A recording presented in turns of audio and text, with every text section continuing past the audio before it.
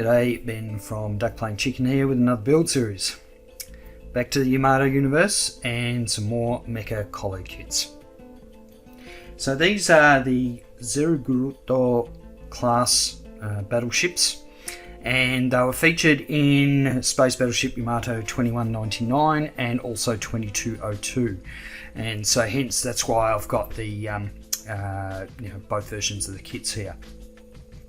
Now you're probably wondering why I've got two of the same here, and there is a very good reason for it, and I'm going to explain sort of as I show you what's in the boxes.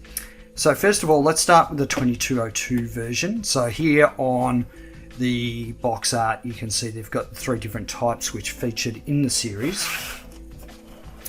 However, you only get parts to make two kits.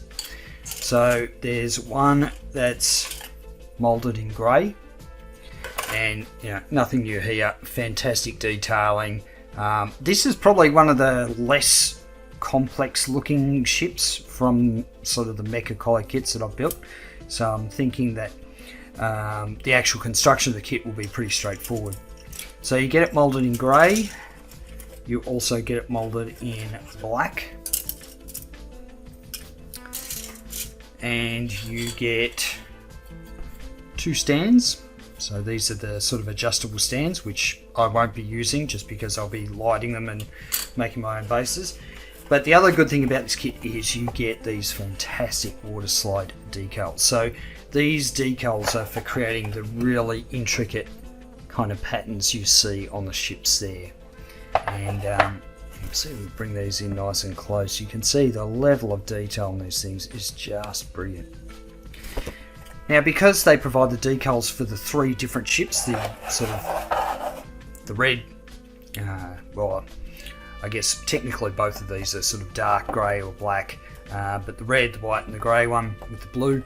So, but because you only get the two kits, I bought another one of these, so because the kit's exactly the same, so that way I can actually build up all three. So very excited about those decals to get those that beautiful pattern happening in there. So why do I have two of these? Well, one is of course because I can use the decals from the other kit. The other one I intend to build as the 2199 version, the Domelaze III version. So this one won't have any decals on it, it'll just be the grey and light grey. Whereas this one I will end up using the blue decals that are provided in the other kit. So I'll end up with four, three that will be 2202 and one of them that will be the 2199 version. I just thought while I'm building this kit I might as well build all of the different versions of it that I have. So if you're interested in just the 2199 version, again, it's actually the same sprues, they're just sort of cut up to actually fit in that small box. But these kits don't come with the adjustable stand. They do come with a stand, but it's not the adjustable version, so just be aware of that if you're buying the older version of the kit. And these things, I've shown it before, the instructions are normally printed on the lids. You get some basic sort of colour call-outs. I can't see where it actually says what paint brand to use. It sort of talks about just using your favourite paint. But so for example here it sort of says for the hull that it's white with a little bit of grey. So they give you sort of some indication of colours, but at the end of the day you're going to be fine if you just go off the off what's on the box, which is what I normally do anyway. So that's sort of what's inside the box. These things are nice and simple. They're really only a couple of pieces, not super complex. So the next bit for me is to start cutting these off the sprues, putting the pieces together and getting an idea of how I'm going to light it. So as far as lighting goes, of course I want to light up these things. Now if anyone in the comments can tell me what these are actually called, I call them Bassard collectors, but I don't know if that's actually canon. I'd love to know what these things are technically called. So I want to light those up. Now as far as the rear engines go, we've got these rear sort of thrust areas. I'm going to try and light them up as well. So they'll probably be with fibre optics, I assume. We'll see how we go. It's going to be pretty tight in there. But I think with the facade collectors, it'll just be, you know, a single LED on each side that'll be coloured yellow. I'll paint the little yellow indicators on the side. Again, I'm not really sure what that's called, but I'm going to try and keep it pretty close to what's on the box art there. Now, what's interesting is with the grey version compared to the other versions is the actual style of the painting. So you can see with the grey version, there's actually sort of a darker grey and then a light grey, so there's going to be probably a little bit of masking there. But when we look at these two darker colour ones, there's no sort of colour separation apart from what's on the decals. So these two are going to be really straightforward. These ones are going to require a bit of, the grey ones are going to require a bit of masking sort of on those side bits, the tower in the middle there. Alright, so on to putting these things together and trying to work out how I'm going to get some lighting done. Putting these kits together is extremely simple. Some of these Mecha Colle kits can be quite delicate and you know, require a lot of precision, but these actually go together really quite easily. So we start sort of on the top. We have two side bits that go on here. And you got to remember too, the you know, these ships in the anime are massive. They're a lot bigger than, say, the Yamato itself. So the level of detail they put on here is, I guess, a little bit more restricted, more restrained. Then we have the bottom plate that just gets in place, and we've got sort of the main hull assembly. We have the nose piece which goes on, and the bridge is made up of 3 pieces, so we've got 2 halves of the neck here. Make sure I get this around the right way, and obviously I'll need to glue these and deal with the seam. The seam is pretty minimal when you clamp it tight, but still need to deal with that. And then the saucer section sort of sits on the top here. Snaps in. And put that in place. Actually, what I might do, oh no, I've already trimmed those pegs, so they should go in there reasonably easily. So I've trimmed all the pegs on these kits just because I'll end up gluing it. The pegs don't have to hold as tight as they normally would if you're just doing a press fit. Okay, we have these tiny little sort of fin details, and there's a pair of small ones and a pair of large ones. The small ones go underneath, and you know, usually it's these fin details that kind of cause a bit of a nightmare on some of the other kits. And of course this one's now fighting me. So the lower fins just go in like that. I think I'll probably end up gluing them. I think I have some masking to do. I think the ends of them should be the light grey, so I may have to see whether it's worth gluing them in first and then masking, or masking, painting and then sticking them in. And then these larger fins, they go on the top. And then finally we have these intakes. I need to get them around the right way. There we go. And that's it. You know, not a huge amount to this kit. I've got the stand here, which of course already made. That just sort of plugs in the bottom. Yeah, and the stand is perfectly adequate. The one issue I have is that there's a little bit of a gap with these side pieces. You can sort of see it here where it pokes out a little bit, doesn't quite stick down, so I'm probably going to have to glue that just to close up that gap. So just be aware of that if you're just press fitting it. Alright, so the next thing that I want to do is, of course, I want to light it. So what I'm calling the Bassard collectors, I'm going to drill those out with a 1.5mm drill. And I also want to drill out the thrusters on the back, and for that I'm going to use a 0.5mm drill. And the reason I'm going to use a 0.5mm drill is because I've got some 0.5mm fibre optic that I can sort of use. So it would just be a matter of, going there with my pin vise and gently drilling out those holes. So I'll take all this apart and do that, and then we can start sort of looking at the lighting in a bit more detail. Okay, I have drilled out the holes in the top engines here. There are actually these ones on the side as well, but I think it's going to be too problematic. The plastic's a little bit thick, and to get an LED in there will be a bit tricky. So I'm just going to go with the big ones on the top, and also on the bottom here. You can sort of see the light showing through.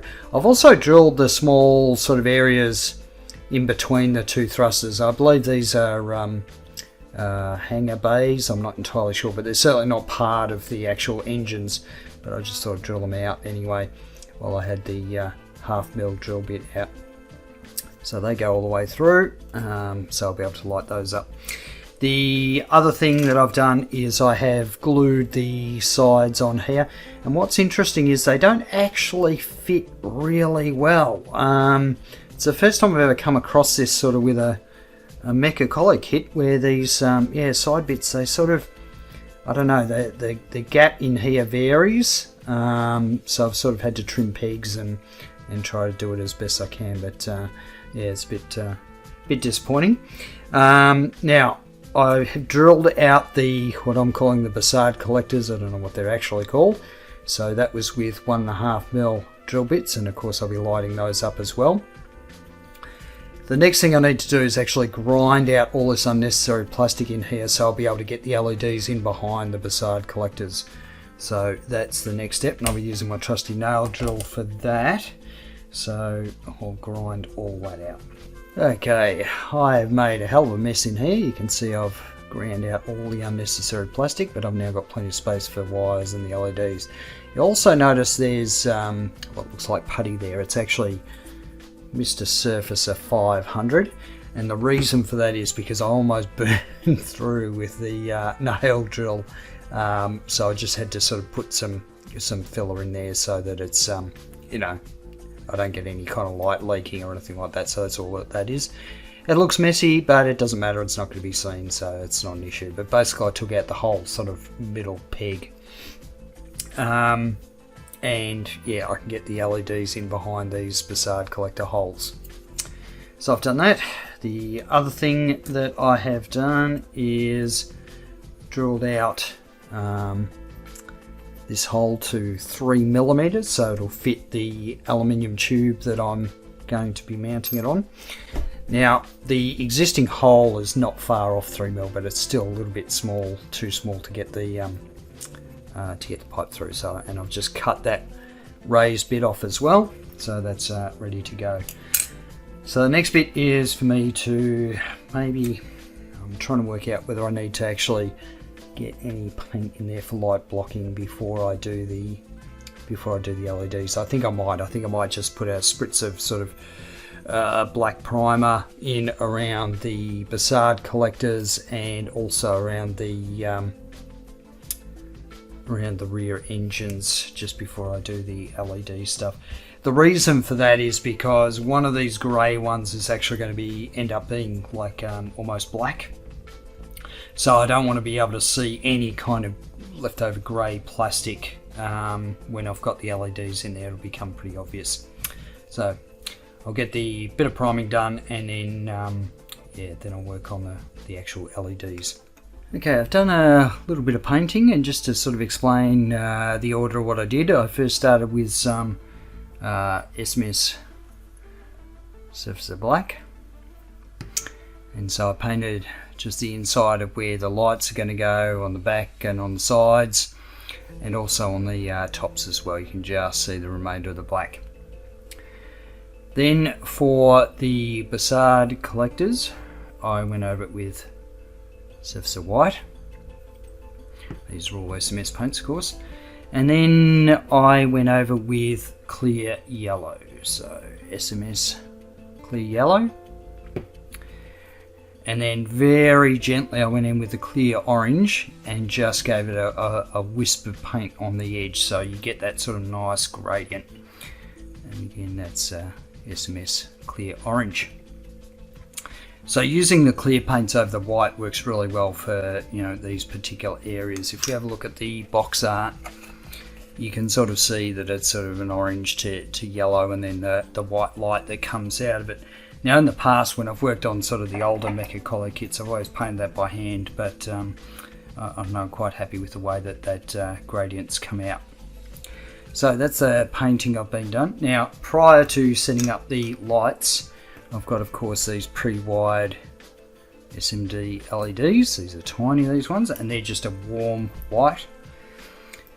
So what I normally do is I will, because they're white, I'll colour them with paint, and usually I just use the Tamiya clear stuff. So for the Facade collectors, I'm just going to dunk them in the clear yellow. I have given this a bit of a mix before showing this. And literally just go in there, dunk it in.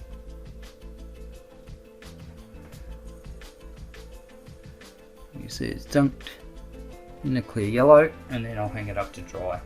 Now, the yellow for the Facade collector is nice and easy. The one I do have an issue with is the engines, which are actually purple. And I only have, I don't think Tamiya make a clear purple. If they do, I'm sorry, I haven't sort of seen it around. So what I could do is mix up a purple just with some clear red and some clear blue, so X27 and X23. Mix those up to make purple, and that'll be for, there'll be a total of 4 LEDs in the back, so 2 on the top here and then 2 on the bottom as well. So I'll do them in purple, and then I can sort of drop them in. Now I was thinking about using fibre optics for the engines, but I don't know if I'll actually need to. I think I can just drop the LEDs in there and seal them in place with a bit of UV resin. So I think that's probably the way I'll go. Okay, it's time to start putting the LEDs for the Facade collectors. So it's a bit hard to see, but there's actually sort of a hole there that I'm going to essentially drop the LED in. So I've got my SM LED, and I should say these are 0603 size LEDs. And you can buy them pre-wired on AliExpress or eBay. So what I want to do here is line up basically bend the wire of the LED so I can sort of just slot it in there in the right orientation. So now I can get some resin. This is just UV resin, the same stuff you use for a printer, for a 3D printer. I'm going to hit it with, when I've got it lined up, and hit it with a UV torch. Should be able to see the light coming out there. Now of course I need to do some light blocking of everything else in there, because when I put the other LEDs in, of course they're going to have a lot of light leaks as well. So what I'll do is I'll get the rest of the LEDs in first. So I've got 1 here and then 2 at the back for the thrusters. So I'll get that done off camera, and then I'll come back and I'll show you the light blocking. So I've attached the remaining LEDs, so 2 for the thrusters at the back here, 2 for the Facade collectors. Now of course for the bottom part, I'll be repeating the process but putting just the 2 for the thrusters that are on the bottom piece. So what I've done is I've joined up the wires, soldered them together just so I can sort of test it. So if we have a look at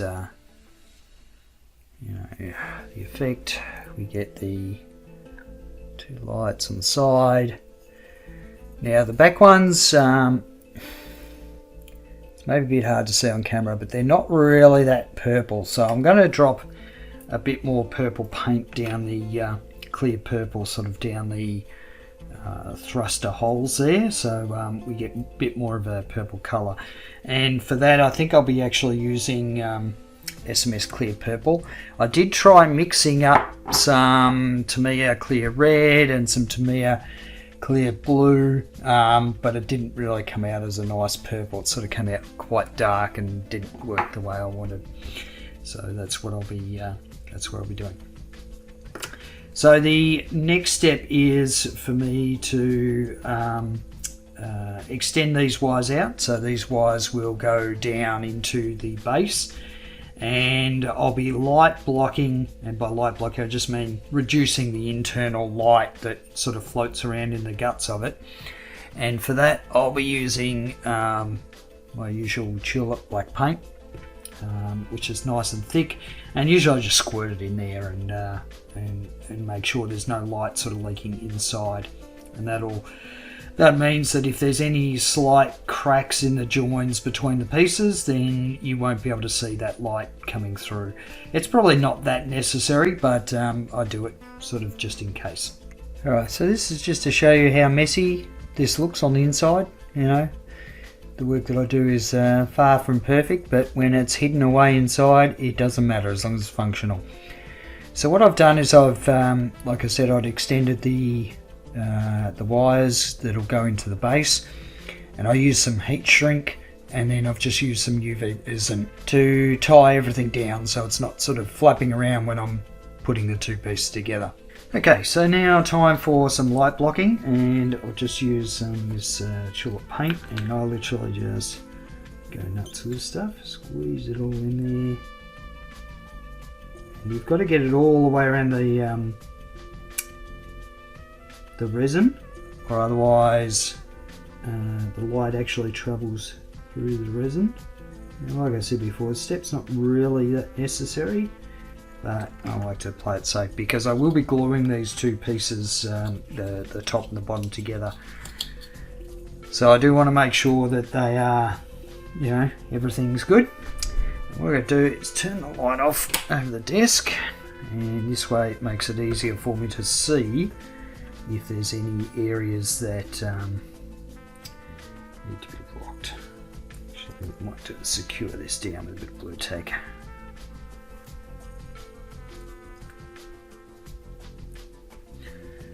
So I'm not chasing around the table. So the next step is for me to basically repeat the process for the bottom section, just the two thruster LEDs. And then we can start looking at sort of moving on to the next step. I've set the bottom thruster LEDs in resin, so this is the bottom part of the main hull, and then I've just used resin to sort of set the wires in place. I haven't used any heat shrink to insulate the joins here, I've just sort of set it in resin, and then there's two wires that come out the bottom where the base pole will go. So to give you an idea of, you know, what we end up with is two positives and two grounds coming out the bottom. It's just going to be easier to sort of manage within the base. So if I light these up, so give you an idea what it looks like. So you get the two side lights, and then you get the four thruster lights. Now you notice those bottom ones, they're not actually purple. What's happened is the paint's come off while I was sort of moving it around in the resin, so I'm going to have to drop some purple paint down there again. But you get the idea. The thrusters are pretty subtle. It's more about these sort of side lights that I think that are going to be more of the spectacle. But anyway, the next thing that I have to do is just do some light blocking. Again, I'm just going to be using the fabric paint to sort of block these in, just make sure there's no sort of light leaking anywhere where it shouldn't go. Okay, it's time to attach the aluminium tubes to the base of the hull. I have cut a series of aluminium tubes. A couple of them are 5 centimeters long and a couple of them are 3. just to mix up the height a little bit. I have sprayed them with SMS etch primer. So this stuff here, just because it's a metal surface, and then I have sprayed them SMS Surfacer Black. So the plan is to attach these to the bottom. Now these are 3mm diameter tubes, aluminium tubes, and I have drilled out the hole in the bottom to be the same diameter. So now it's just a matter of, you know, fitting it in there and attaching it. So what I'm going to use is 2-part epoxy, and it's not really going to glue it in place, but what it is going to do is prevent the pipe from sort of going all the way through. Squeeze that in there a little bit more, and what I'll do is I'll mask this off when I'm painting the rest. It'll also give me something to hang on to when I'm painting the rest of the ship. So what I'm using is just 2-part epoxy, usually found in the plumbing area of a hardware store. So this stuff sort of comes on a roll. What I like about this stuff is it actually works pretty quick. So you can see the 2 parts there. You literally cut a small slither off, and then you knead it until you get like a consistency. You know, the 2 colours blend together. And I guess you could probably do this step with super glue, but super glue is quite brittle, whereas 2-part epoxy is always going to be stronger than super glue. So I tend to use it for these sort of structural, structural things that I do. I find 2-part epoxy is a lot better. So just kneading that, now it looks sort of the same colour. I'm going to take a little bit here, and before I do that, I'm going to plug the hole, because I don't want the hole to be filled up with, filled up with 2-part epoxy. So I've just stuck a toothpick in there, and I'll get that wire tucked around. So all I'm doing is sort of pressing it around the toothpick. So what I'm doing is I'm creating an area where the tube can't sort of pass, you know, all the way through without sort of blocking the hole of the tube. Now the other thing that this does is it means that the wires aren't going to be up against a sharp edge of the tube. So all I'm doing here is just sort of softening out the edges a little bit, so that the wires that are fed down through the tube, it's going to be a nice sort of smooth opening for them to go through. You want to make sure you get it right before it sort of sets up. And the stuff that I've got here, I think it sort of sets up, you know, within sort of 5 to 10 minutes, and then it fully cures, I think, over 24 hours. So it's pretty fast working stuff. But now I've got that done, I can mask the stands. So I'll just wrap them into my masking tape, and then I can look at actually clamping the bottom and the top halves of the hulls together and dealing with any gaps. 2-part epoxy has had time to cure, so now it's a matter of sort of feeding these wires down through the post. But I think before I do, I might actually mask this post off, so I'll use a bit of Tamiya masking tape, and that'll just protect it from the other paint, but also allow me to use the post to grab onto when I'm painting. Okay, now I can feed the wires through. So I'll start with the bottom ones and the bottom half of the hull. So just feeding them down. Just make sure they're nice and flat, that they're not crimped on anything. And then we can start feeding the wires from the top half down as well. And once I've got all those wires through, I can tape them up so they're sort of not flapping around, causing me grief while I'm painting.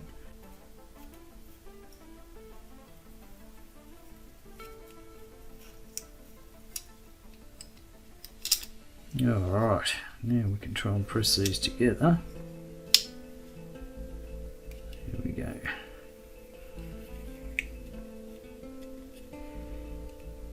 Alright, that one actually looks pretty good. So now I can just run a little bit of Tamiya extra thin around the edges, just to seal it up. What I might do is tape up these wires now so they're not causing me all sorts of dramas. That's better.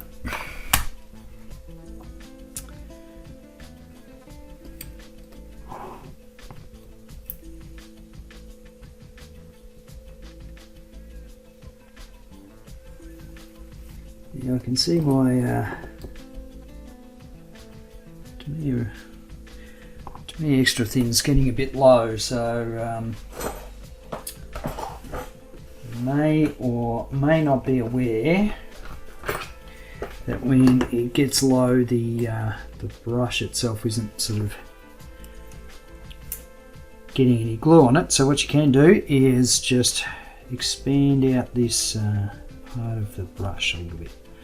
I have to take it off, but this little bit here, I don't know how much of a difference it's going to make. It's probably not going to make that much of a difference, but you can actually sort of extend the brush out a little bit. That is better.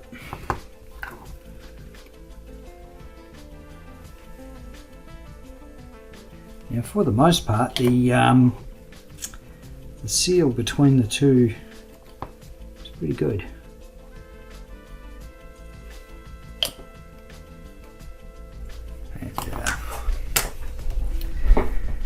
Alright, bigger clamp makes a big difference. Let's see, how we go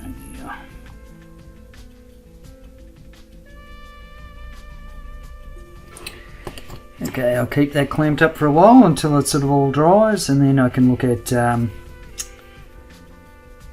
any sort of potential gaps that need filling.